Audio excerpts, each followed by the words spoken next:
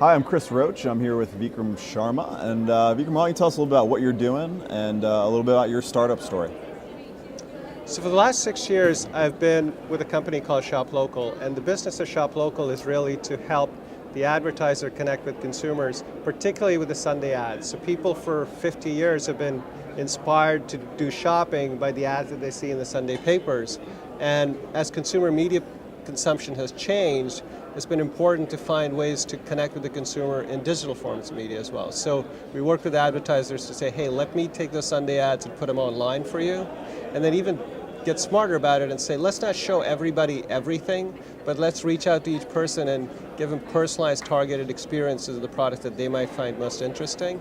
And that's been the business. So we're helping transform the delivery of those inspiring experiences to consumers in digital media. And this is obviously something that newspapers have been struggling with for a good decade, if not a little longer, and some are falling by the wayside because of it. So how did Gannett really embrace this, and what was that process like to kind of transform the way they were delivering ads?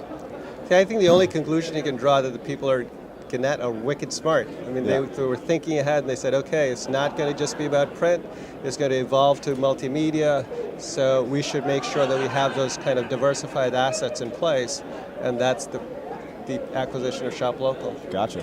So for you, what was kind of your first entrepreneurial experience?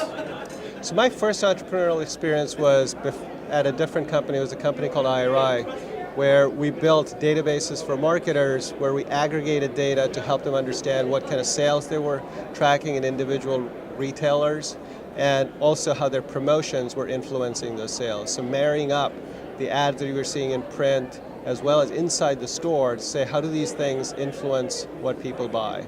And the history of that was that there used to be bean counters, literally, people who went in and counted the cans of soup beginning and end of the month, and reconciled that with invoices to decide what the sale was. So we transformed that Nielsen business with a very POS-driven, very smart, efficient, fast, accurate service for CPG companies. Very cool.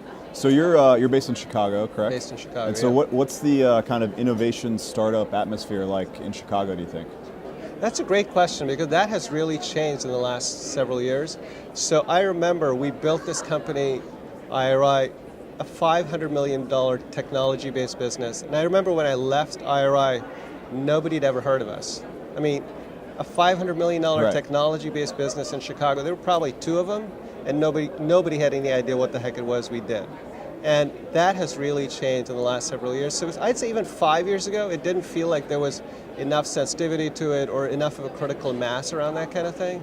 But today, I would say, particularly with Groupon, we've gotten a lot of attention, but there's just a lot more going on, both in terms of seed stage and more advanced companies. So Chicago's turning into, it's not quite the valley yet, but it feels like there's a lot of action now there today. And I think one of the things that Startup America that we're thinking about is, local regions should just kind of be themselves and not necessarily be Silicon Valley. And it seems like Chicago is really coming into their own now on that. Yes, it is. Yes, it is.